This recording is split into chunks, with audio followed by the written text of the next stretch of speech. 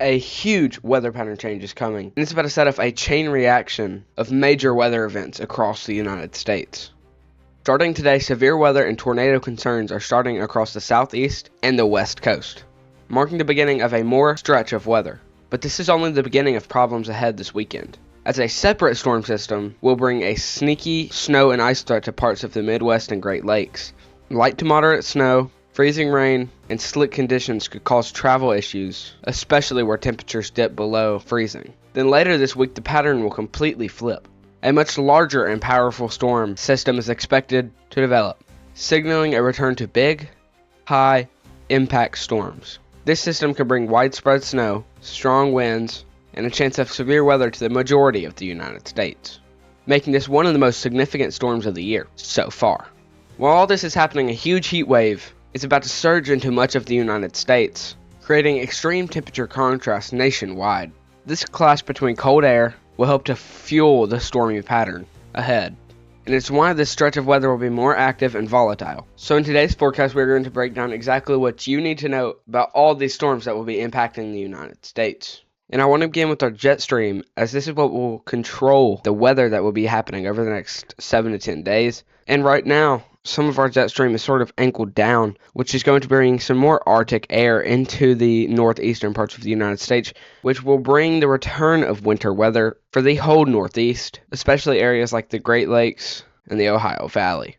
But over here down in the southeast, we have this massive amount just hovering over the whole southeast, which is bringing cold temperatures and will even bring the return of severe weather over here today. So make sure you're subscribed, because we will be going live today covering the severe weather event if it does manage to form a tornado. If you're watching this on Instagram, the channel is called Cruz Haynes-Severe Weather Center on YouTube. It's the channel that I go live on. And then as we move on later into the day, that sort of starts to move off of the coast, southeastern coast, which will just leave this massive spot over here with no storms other than a few light rain showers. But as we move back to right now's time, there is this massive amount starting to move onto the coast of California, which will bring the return of severe weather for California too. We have all of this forming a weird pattern, which could bring the return of severe weather as we move on into much of next week, which is a decently big concern, as these storms could bring the tornado threat for millions. As we move on into tomorrow, all of that cold air that we were talking about that would be happening today is moving down into the Ohio Valley, Michigan,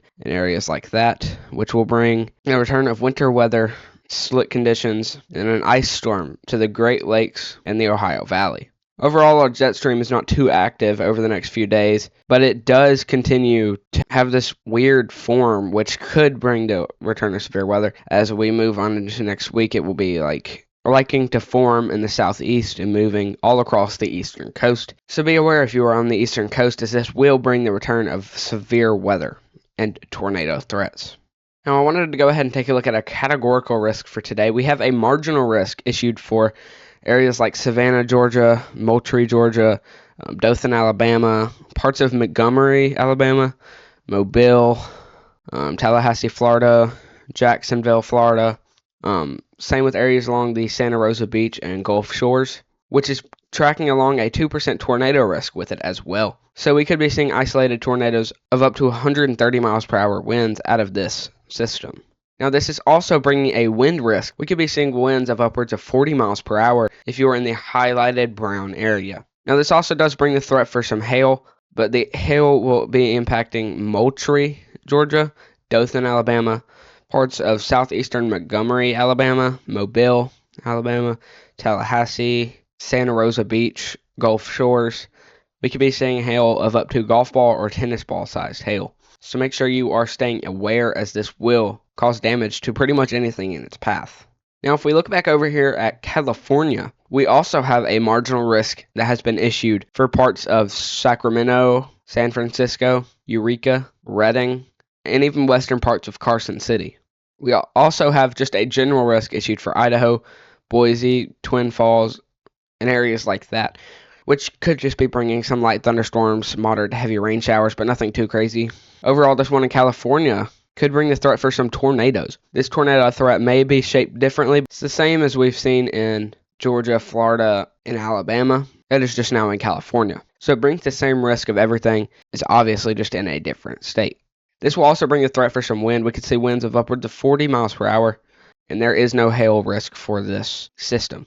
But what is going on right now is we have these storms starting to fire up in Florida, Alabama, and Georgia as I'm filming this at 10, and some rain starting to move into California, which will soon fire up into supercells. You can click right here to subscribe to the channel that I go live on.